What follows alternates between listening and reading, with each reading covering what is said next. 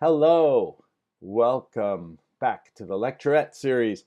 I don't know if we're ever going to have school again. I hope we are. But since this is the second successive snow day for USM and the second class we've missed, I'm resorting to this place to, uh, to move our class forward. So this lecturette deals with the composition assignment that's coming up. I'm calling it composition assignment one. We've had composition assignments. I've called those composition studies. And the idea this semester is for these studies to be the building blocks for our compositions. So the idea here is that you're going to take what we've done on the last two assignments and now assemble it into a more fully fleshed out composition. So I'm looking right now at the assignment sheet. This is available in Blackboard for you, but I want to go through it quickly here. So this is the culmination of the first project preceded by the two composition studies we've done. And you're going to be able to use all of the material you wrote for those studies. And what I'm asking you to do is to compose a piece now with an ABA form where one of the parts is based on your harmonized octatonic or whole tone melody. That was the last composition study, which I've now gotten back to you. And the other is an accompanied version of your modal melody in 5/8 from composition study number one. You haven't written, in most cases, an accompaniment for that modal piece. So we're going to talk a little about how to do that in this video. Now, I don't care which of those turns out to be your A section or your B section, and the difference is that the A section is going to be repeated. So you may, choose to swap the order, even though on the original assignment, the whole tone or octatonic thing was the second melody. That could end up being your A section. That would be fine. And here I note when A comes back, it should be altered in some way. So I don't want an exact repeat of A, but it should also be quite similar. You can have a textural alteration, you can change register, you can have instruments switching parts. There are always ways to switch things up. You could also, I imagine, if it's octatonic or a whole tone, you could switch the collection. Similarly, if it's the modal idea, you could, if you were in B Phrygian before, maybe now it's the same thing, but you're in B Dorian to give it like a little bit of a change. I think that would be acceptable. You can transpose either piece in order to get them to blend better with one another if necessary. Now, the original assignment was not necessarily to write, to have these two parts go together as one piece. So if you absolutely can't make that work and you need to either strongly edit your material or come up with new material for one of the sections, that would be acceptable. But I'd love you to try to make those two things work, because in some cases, it is the disparity of switching meter, switching tempo, scale, that kind of creates interest. So, and that's kind of the path of least resistance, which I always advocate taking. Going on here, please create a new document now for this assignment. So it shouldn't be a copy of the old one. You want to set this up like a piece. You don't necessarily 100% have to start from scratch. But I'd rather it's labeled composition one and without all the other information like my comments for previous versions of it. Okay, moving on. Let's see. Be sure to respond to any suggestions I made in previous studies. For instance, and I'll have a further opportunity to talk about this, please make sure that your 5/8 rhythmic notation is correct. I talked about that in a previous lecturette. Most people didn't do it right. So I guess you don't watch these. Maybe they're too long. This one's probably getting long already, but oh well. Make sure to get that right this time, and I'll talk about it one more time here. As far as length, try to make each section feel like a full section. This may involve repeating the melody in the modal section, which you haven't done yet, but which you were supposed to do for composition study 2. The original assignment there was to take the melody and then repeat it, and both parts should have been accompanied. Some people weren't 100% clear about that, and again, I'll talk as we look as we go on here. And let's see, all pieces should be for piano and one other instrument. And please be sure to set up the note flight file to play back correctly. So you're going to have to change the instrument for the upper staff. You should have a grand staff below and then another instrument above, and we'll look at that too. Please annotate the sections so I can be sure. There's a typo here. I'll try to fix that. Which scale you are using when. And this is new. You may use between 1 and 3 non-scale tones if you like. You're not required to. In each of the sections, as long as they are clearly indicated and colored red, with the exception of these notes, those non-scale notes, which you are not required to use, all of the notes, all of the other notes of the melody and accompaniment in each section should be drawn from the single scale used in that section. So any non-chord tones or scale tones that you use, up to 3 total per section, should really feel like an event. It should be a big deal, and maybe you choose not to do it. And again, length, I'm not setting a definitive length requirement here. It should feel like a satisfying short duet for piano +1 in ABA form. I don't know if that means 16 bars per section or something like that. Maybe that's a ballpark, but again, if it's very fast, there may be more bars, and if it's very slow, there may be fewer. And the due date right now, I'm setting as Sunday, February 19th, end of day. I know that cuts into our break, but I'm trying to compensate for the snow situation, so and all the time that we've lost. Okay. Let's look at some of this. I want to take a look at a couple of assignments from the last round that I thought were really successful. I've stripped away my comment here. I'm going, poor Sam Allen. I pick on him every time. But I'm going to take a look at this piece, which I thought was pretty neat. And this is a little whole tone piece for violin and piano, and we'll listen to it in the beautiful note flight rendition. Oh, such beauty. Let's listen to that.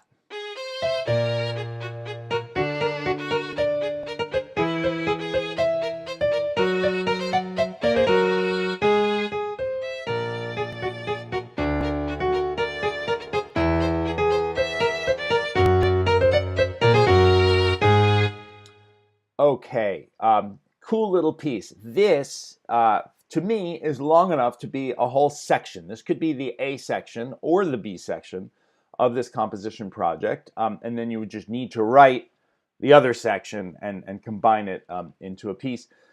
This is really cool. It's all whole tone. It has really, really distinctive rhythms.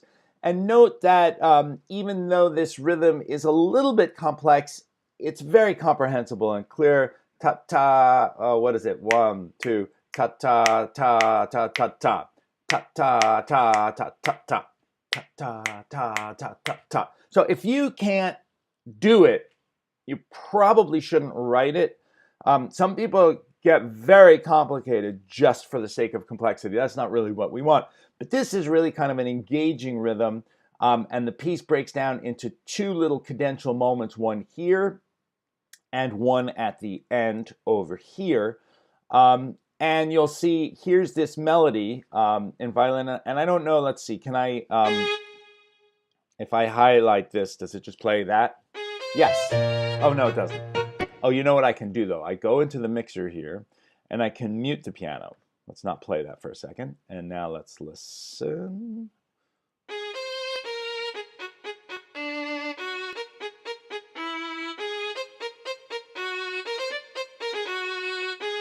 Cool.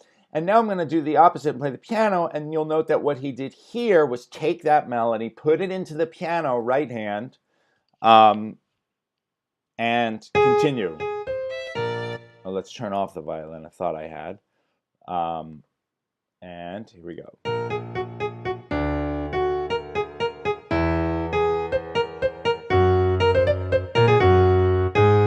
And what's cool is he builds in this kind of ascending bass line there. So overall, I really like this. I want to also just point out attention to details. There is a tempo marking by default in note flight. I would recommend adding a word. So what would be a good word for this piece? And it's hard to know. Allegro is kind of boring. And so I'm going to add this with, I guess, performance text. I'm going to choose, and if I actually choose this note and choose T, I think I can make a tempo marking, and I will just say driving, for lack of a better word. And I'm going to move this if I can. You got to kind of play a little bit to get these things to be where you want. Sometimes the arrow key will do it. I'm not sure actually right now. Sometimes I'll put it on top right now. There must be a better, we don't have a tempo marking, unless it's system text. I'm not really sure. Is it system text? Okay. In any case, I've got driving. And then the only other thing, a couple of things. I love that there are dynamics here. A couple of just pieces of advice for me about composition. One thing is, students who have studied composition with me know that I don't like pieces to start mezzo anything. Mezzo is the dynamic of the indecisive. So there's no reason in my mind why this shouldn't start piano, right? Especially when you've got a long way to go in terms of dynamics. And we don't need two different dynamics for the piano. One is good, right? So if I start there, and I'm not sure how it will work in playback, but for this long a crescendo, I would probably replace that with cres, poco, poco. And sometimes you'll see that kind of thing played out, stretched out, crescendo over a lot of space. And you can play around with different ways to do that. Cres, poco, poco. That just means get louder little by little. We don't need a separate one here.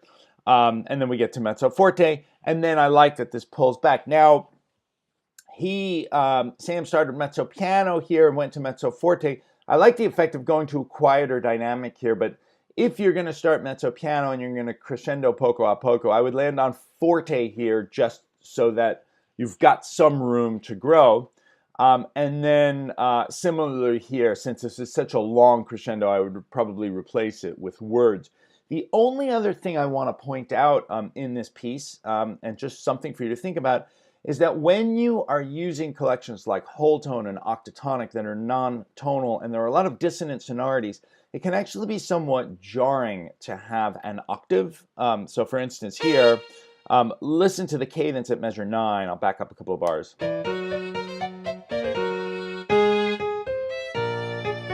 So, and similarly at the end, there's another octave cadence. I personally would probably prefer to have some sort of a chord there. So if you think about the octatonic scale, the whole tone, which we're in, one thing we could have is like an augmented triad, and I just want you to kind of hear what that might sound like. So I'll bring this down here. It's C. I need an E natural, right? So I have C, E, and then A flat, and I might spell that as G sharp depending. And so I'll let you hear what that sounds like. And you might say, oh, you ruined this beautiful octave ending. Somehow it seems to me more in keeping with the character. Now I might just keep playing around and try something different. Maybe I go bring this one up to G flat. Right, so now it's not really an augmented, it's just it's a whole tone little 3-note thing. Ooh, I kind of like that. Anyway, that is, all in all, this was a really great execution and will provide the foundation for a really good continuation of the piece. I want to now, and I'm going to say, I've saved this as a copy, so I'm not messing up Sam's thing. I want to take a look at another composition from the class. This one was by Josie. And Josie actually went a little bit above and beyond what I assigned, which is great because what she's essentially done is completed an A section and a B section. So all Josie needs to do is to bring this back to the A section back somehow, or decide which one of these is A to create a complete piece. And Josie wrote this out all, I think, for piano. I decided there should be an instrument in the top voice. I chose clarinet simply based on the register, which is to say mostly on the staff, but it dips a little bit below the staff here. And these are good places for the clarinet. The flute really would not be able to handle this. You see this G flat is actually also lower than the lowest note of the violin. So it's lower than the flute, lower than the oboe. I guess an English horn maybe would be another possibility. Also, maybe it could be a brass instrument. Because it gets high up here, for instance, I would not recommend writing this for horn. It's too high. Maybe trumpet. But clarinet seemed to be the right choice to me, so I hope Josie forgives me for that. Another mezzo piano beginning, and again, I always say, question yourself. If your first dynamic is mezzo anything, if it's mezzo forte, could it be forte? If it's mezzo piano, could it be piano? It's a little bit more emphatic and forceful to do that. Let's listen to at least the first section here.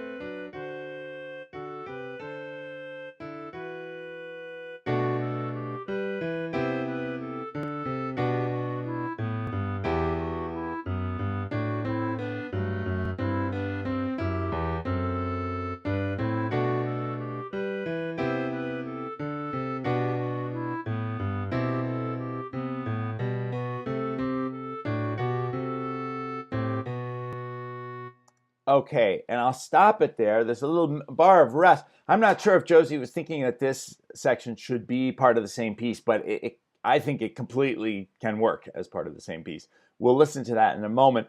I want to just point out a few things here. First of all, it's so pretty. This is a really pretty piece. It's in B Phrygian, and I have a different sound. My keyboard's generating a somewhat different sound here, not the clarinet, but you hear... So if we think of B Phrygian, that's just all white notes. Here's B. The trick is to keep it from sounding like E minor.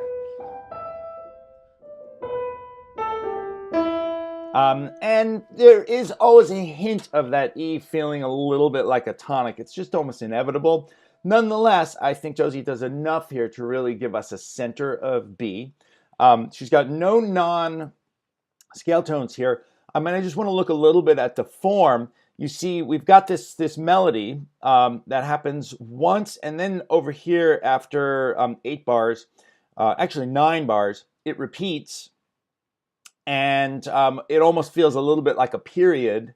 And then after it repeats in the clarinet, Josie changes things around, takes that melody, puts it down here in the bass. And now with a kind of counterpoint in the clarinet and these block chords in the right hand.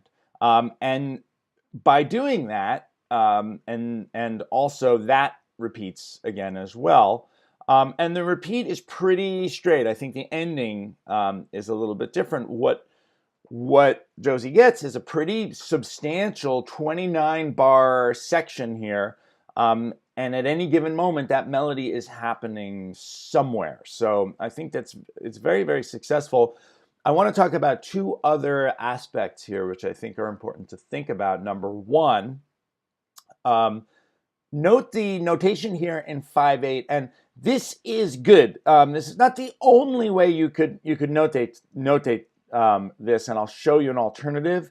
But I look at this and very clearly I see we're in 5/8 and we're in mostly 3 plus 2, 5/8. Here, Josie switches 2 plus 3. That is fine. The beaming makes it very clear for me to see. What I'm going to do is just point out one thing here, which is you could, maintaining the 3 plus 2 notation here, you could just make this a quarter note. And that would be fine as well. You know, all of these could be quarter notes. Might be a little easier to look at, but I think the way Josie did it is fine.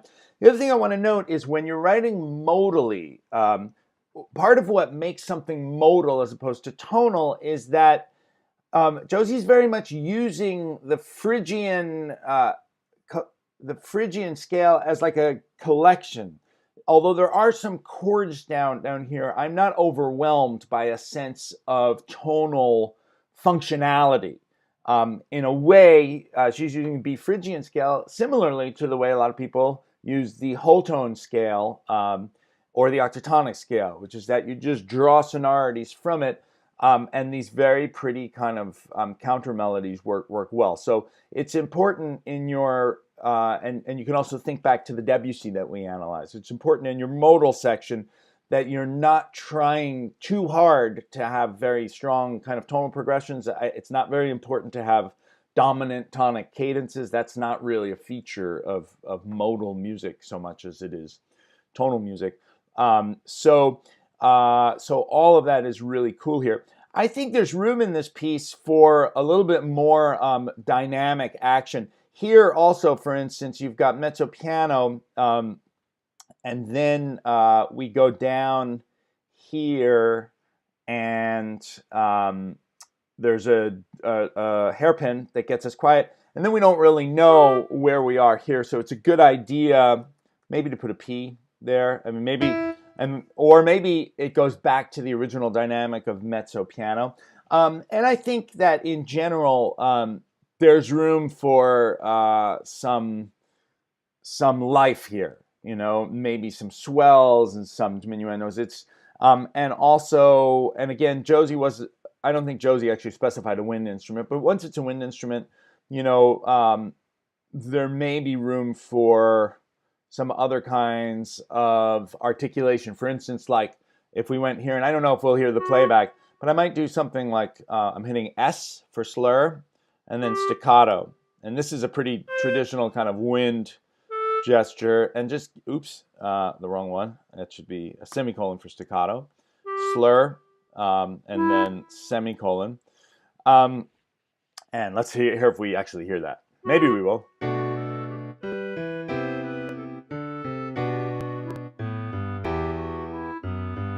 And you hear it different. Yeah, so you do, so No Flight does okay with that playback. And another thing that could be effective, depending on your instrument here, would be to get off the staff. And let's just extend this a little bit further. And then I kind of like how this gets low. And the other thing that's interesting about the clarinet is that it has a real capacity to jump around a lot. So if I wanted to get high, I just did Command up arrow. That's on Mac, right? And then I'm going to get a little radical here. I'm going to move this up an octave and this up an octave just to get some variety here and to kind of broaden the texture. I'm going to put a dot there. And then I might just move this whole thing up. I just select the whole thing and put it up an octave, and I'll take this one and put it up an octave. Not really necessary, and it's just kind of, oops, I wanted to do staccato here, and then maybe it gets back to normal. So you hear the difference now.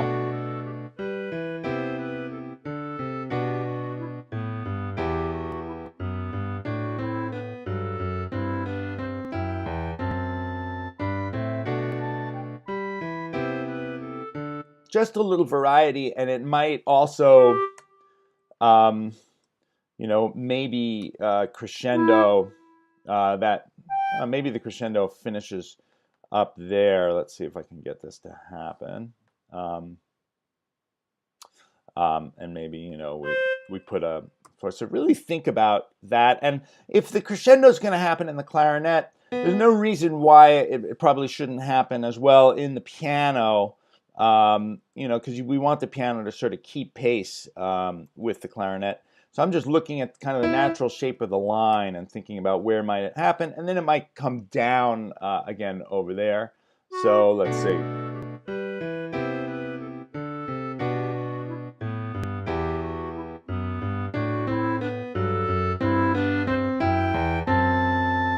Maybe okay, and then maybe here is the moment that we might want to come back down. You know, I might take this whole bar because piano needs a little help when it comes to doing crescendo, and I don't need one on the bottom, only in the middle. Unless you've got the two hands doing a different dynamic, you don't need a different one, right? And then maybe this is back at, you know, mezzo piano. As much as I don't love it, I want to be consistent here. So something like that, and we can hear it one more time from there.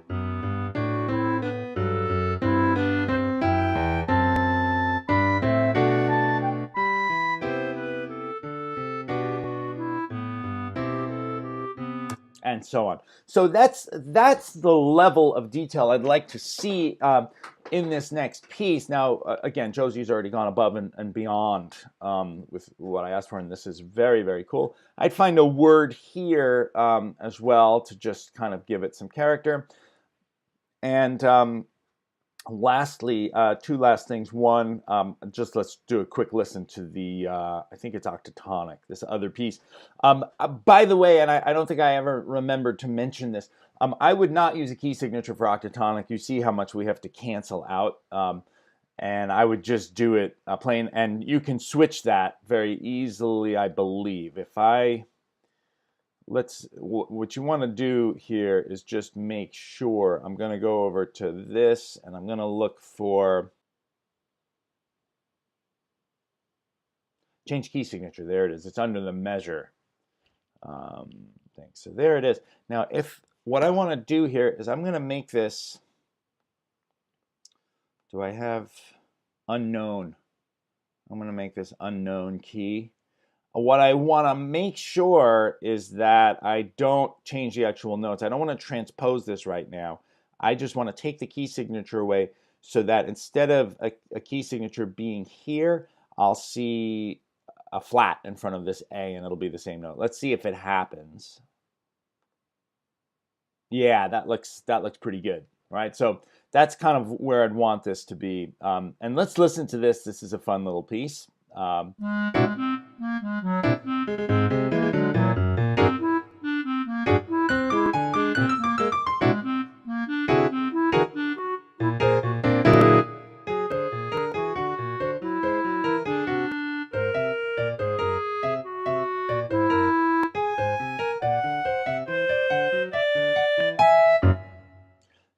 So much fun here. Great use of registers. This is terrific, where the piano jumps way up here, the clarinet is down low. Everybody is kind of in their own registral area.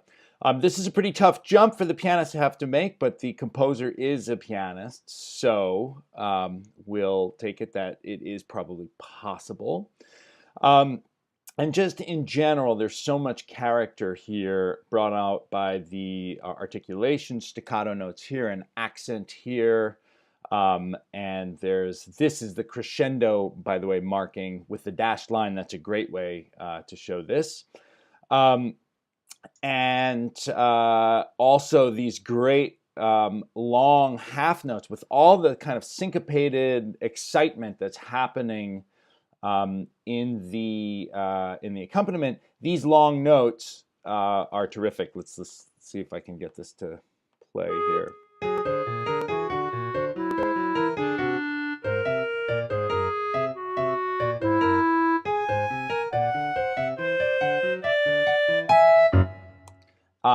And you see here how effective it is also to have this kind of odd interval major third and then F sharp. This is kind of like a sort of whole tone-ish little thing. Maybe Sam should put this as the last chord of his piece. That's what I was talking about before. Okay, the last thing I just want to say here is I don't know that Josie conceived of this as one piece, but I'm not sure that it won't work as one piece. So just as an experiment, I'm going to kill this measure. And the way to do that is to go to the measure and just choose delete measure, and it should just delete that one. So now I have a sudden switch from 5/8. And by the way, I remind you here for 5/8, go out of your way.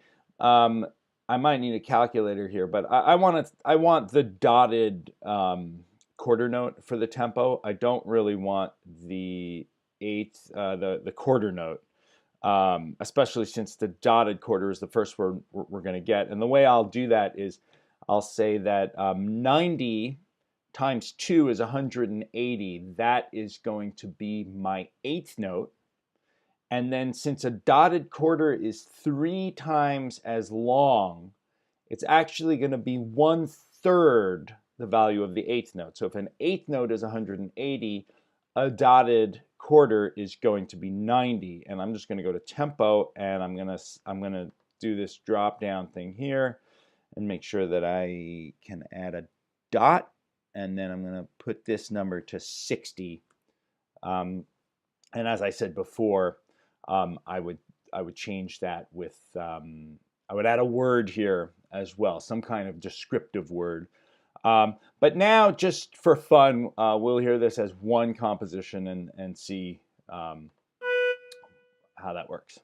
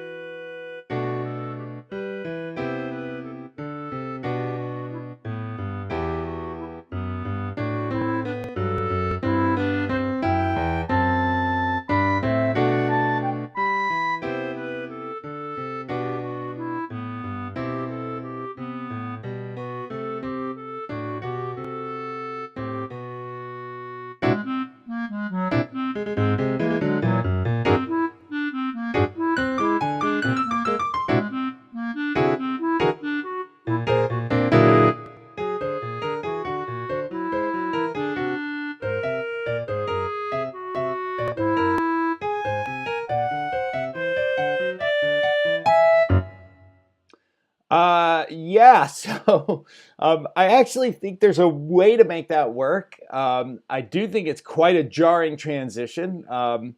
Probably not what Josie would have sat down and come up with if her plan was to write one integrated piece. But sometimes a really contrasting middle section can be very exciting. So you could come back at this point to the A section, go back to this material, and change it up, in some way, whether it's changing, I'm just going to do it here for a second. What if we bring the piano down and the clarinet, the whole thing up, so we have kind of a wider spread. When it comes back, we have a sound like this.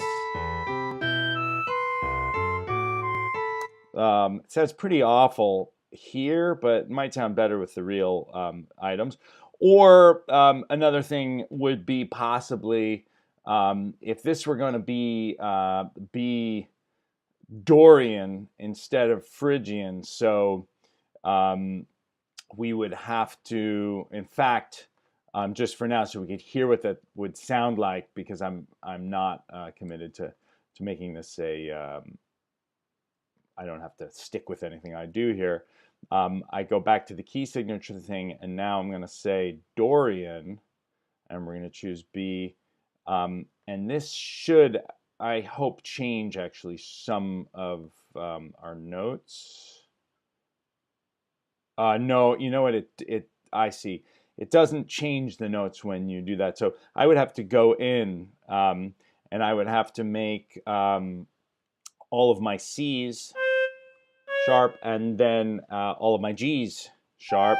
And this could be too radical a change. It's really going to be different. But let's just hear it for a second, just to have some sense of if this is a workable way to affect a change in this piece. So I got to find all these. There might be a way in Note Flight. Maybe you have to use transpose. It's a bit of a drag to have to go in and hunt down every C and every G and make them all sharp. But I'm doing it for now. And let's just hear these first few bars. We know what the tune sounded like. Now in Dorian.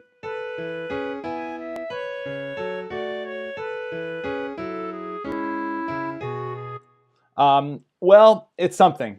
It ain't great, but that would be one option. The other thing would be just to, as I said, mess with the registration and the texture, change something just so there's some sense of a development. Perhaps you could even think of some element of the B section that you want to carry over. In this case, it's hard to know exactly what that would be. Maybe it would be those staccato sounds, and maybe you base it off of these chords. So if you could imagine these chords here, just give you one last look, but really short. So you might have a hint of.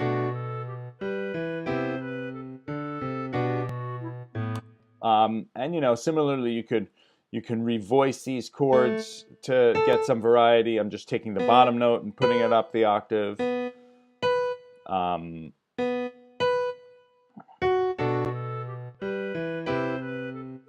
And you could actually play all kinds of games. Each time, take the bottom note and maybe this time take both bottom notes, and maybe this time, I don't know, maybe it's all three, or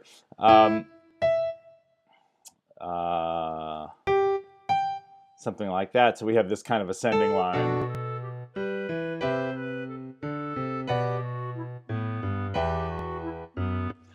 And that's kind of what composition is. We've got this raw material, and the generation of raw material is probably the hardest part, and probably the most fun, and also the most time you spend composing is editing. And it's great working on a computer because we can do all these things. We can always go back and revert to an earlier version. So there you have it. There you have it. And that is going to be the way this piece works out. So Josie's well on her way, and most of you, once you just harmonize that other melody, the modal melody that you haven't yet harmonized, you've got an A section and a B section. You want to figure out which one is going to be which one you're going to bring back, and you want to kind of integrate it into a whole piece. And as I said here, don't torture yourself worrying about whether there's too much of a disconnect between the A and the B. You can play around a little bit, maybe transpose one section and see if that unifies things a little bit. But I'd like you to try to use your ears to get to a piece that works, but it's okay with me if there's a more disparate element to it than what you might normally musically be comfortable with. So that's the assignment. Thanks for hanging in for this long lecturette. I'm kind of seeing this as a substitute for the class, at least one of the classes that we missed. So I really hope you've watched this and internalized it. And I also invite you to be in touch with me if you have questions while you're working on this assignment. Normally, I want you to kind of just fight these things out on your own, but we haven't had a lot of FaceTime, and I am concerned we've now missed 3 classes to snow, so I really want to just kind of keep the momentum going and keep you plugged in. So thanks for watching this. Good luck on the assignment, and we'll be in touch.